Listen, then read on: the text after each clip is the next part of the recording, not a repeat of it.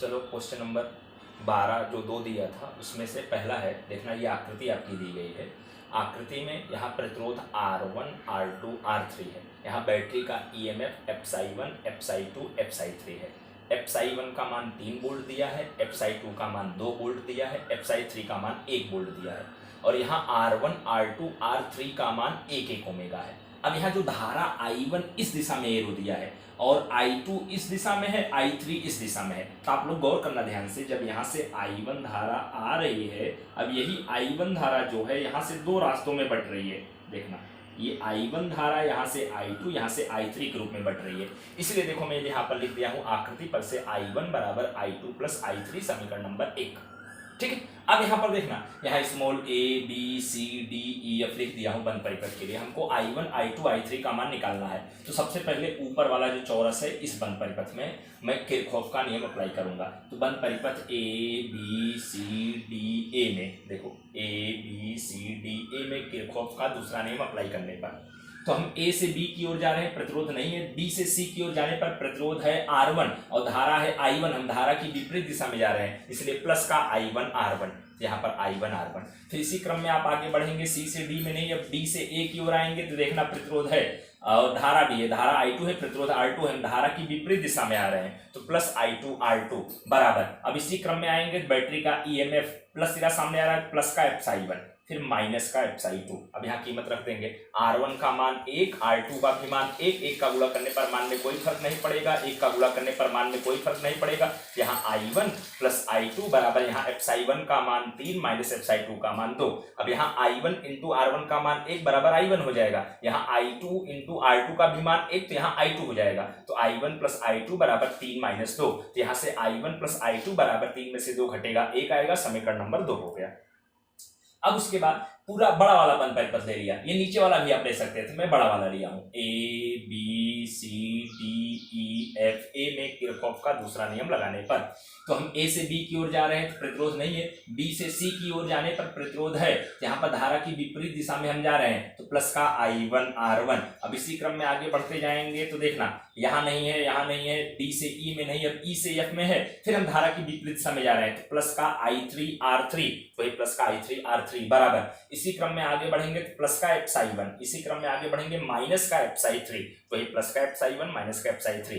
R1 का मान 1, R3 का भी मान 1, यहाँ पर प्लस का I1 प्लस का I3 बराबर 3 माइनस 1 घटाने पर 2 आएगा। अब यहाँ I1 प्लस अब I3 का मान समीकरण नंबर 1 से निकाले तो I1 माइनस I2 आएगा, तो वही I3 के स्थान पे I1 माइनस I2 लिख दिया बराबर 2। अब यहाँ हल करेंगे I1 और plus I1, 2I1 minus I2 बराबर 2, समीकरण नंबर आपका 3 हो गया। अब समीकरण नंबर 2 और 3 को अगर अपने जोड़ लें तो I2 से I2 कट जाएगा, I1 का मान आ जाएगा। तो समीकरण नंबर 2 और 3 को जोड़ने पर समीकरण नंबर 2 I1 प्लस I2 बराबर 1 और समीकरण नंबर 3 2I1 माइनस I2 बराबर 2। अभी समीकरण को जब जोड़ेंगे यहाँ पर ये I2 से I2 कैंसिल हो जाएगा, I1 2I1 3I1 बराबर 2 1 3, तो I1 बराबर 3/3, तो यहाँ से I1 बराबर 1 एम्पियर आपका आ जाएगा।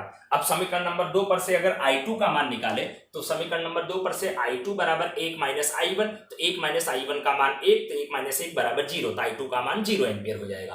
अब समीकरण नंबर 1 पर से I3 का मान निकालना है। समीकरण नंबर 1 मतलब I1 बराबर I2 प्लस I3, I1 का मान 1, I2 का मान 0 प्लस I3, तो I3 बराबर 1 एम्पियर आ गया। मतलब क्या हुआ, I1 बराबर 1 एम्पियर, I3 बराबर 1 एम्पियर और I2 बराबर कितना एम्पियर आएगा, 0 एम्पियर आएगा। I1 I2 I3 का मान निकालना था। ठीक है, अब इसी तरह से दूसरा क्वेश्चन नंबर जो बार बार दिया था उसमें तार बीडी में प्रवाहित होने वाली विद्युत धारा का मान निकालना है।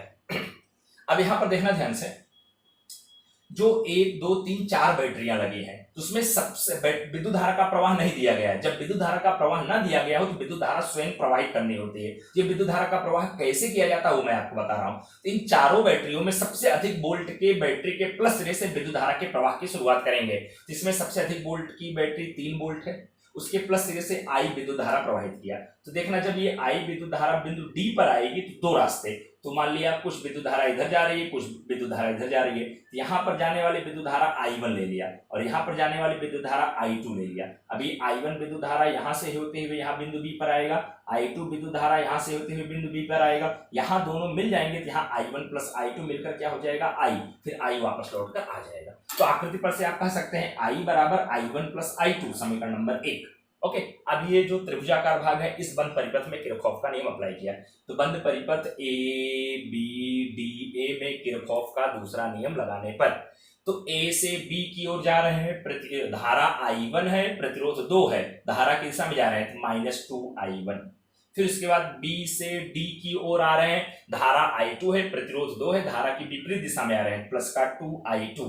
फिर उसके बाद D से A की ओर जा रहे हैं, फिर धारा की दिशा में जा रहे हैं, धारा I1 है, प्रतिरोध 1 है, तो -1I1 बराबर। अब इसी क्रम में बैटरी का प्लस सिरा सामने आया +2, और फिर इसी क्रम में आगे बढ़ते गया, बैटरी का माइनस सिरा सामने आया तो -1। अब यहाँ हल करेंगे, -2I1 -1I1 -3I1 +2I2 बराबर, यहाँ घटाने पर 1 हो जाएगा, समीकरण नंबर 2। अब दूसरा बंद परिपथ ये वाला त्रिभुजाकार लिया BCDB, बंद परिपथ BCDB में किरचॉफ का दूसरा नियम अप्लाई करने पर तो देखना B से C की ओर जा रहा हूं, मतलब धारा की दिशा में जा रहा हूं, तो 1I1 -1I1। फिर उसके बाद C से D की ओर जा रहा हूं, फिर धारा की दिशा में जा रहा हूं, तो 3I। देख रहे हैं यहाँ पर B से C की ओर 1I, फिर C से D -1I, फिर C से D की ओर -3I, फिर उसके बाद D से B की ओर यहाँ धारा I2 है, प्रतिरोध 2 है, -2I2 बराबर। इसी क्रम में आगे बढ़ा, -1 वोल्ट माइनस सिरा सामने आया, फिर ये -3 वोल्ट माइनस सिरा सामने आया, तो -1 -3। अब यहाँ पर देखना 1I और 3I मिला के 4I हो जाएगा, +2I2 बराबर, यहाँ 4 हो, सब में माइनस है, माइनस कॉमन ले लिया, प्लस हो गया, तो वही 4I + 2I2 बराबर 4। समीकरण 2 से कट रहा है, 2I + I2 बराबर 2। अब यहाँ पर 2I के स्थान पर I1 + I2 लिख सकते हैं, प्लस I2 है बराबर 2, यहाँ पर 2I1 + 2I2 + I2 बराबर 2, यहाँ पर 2I1 और +2 और 1 3I2 बराबर 2 आपका हो जाएगा, समीकरण नंबर 3। अब एक काम करेंगे, यहाँ 3I1 है और यहाँ 2I1 है, यहाँ समीकरण नंबर 2 में 2 का गुणा, समीकरण नंबर 3 में 3 का गुणा करके जोड़ने पर, तो वही समीकरण नंबर 2 में 2 का, समीकरण नंबर 3 में 3 का गुणा करके जोड़ने पर जब यहाँ 2 का गुणा करेंगे तो -6I1 + 4I2 बराबर 2। फिर यहाँ पर 3 का गुणा करेंगे तो +6I1 + 9I2 बराबर 6। अब यहाँ जब जोड़ेंगे तो ये कैंसिल हो जाएगा, तो 9 4 13I2 बराबर 6 2 8 हो जाएगा, तो I2 बराबर 8/13 एम्पियर। तो तार BD में प्रवाहित होने वाली विद्युत धारा निकालना था, तो तार BD में आकृति में I2 विद्युत धारा प्रवाहित हो रही है, तो तार BD में प्रवाहित होने वाली विद्युत धारा IBD बराबर I2 बराबर 8/13 एम्पियर। ओके, ये सवाल बड़ा महत्वपूर्ण है, 5-6 बार बोर्ड के एग्जाम में पूछा गया है, दोनों सवाल बड़े महत्वपूर्ण है, तो इनकी खूब अच्छे से आप लोग प्रैक्टिस कर लेना। ओके।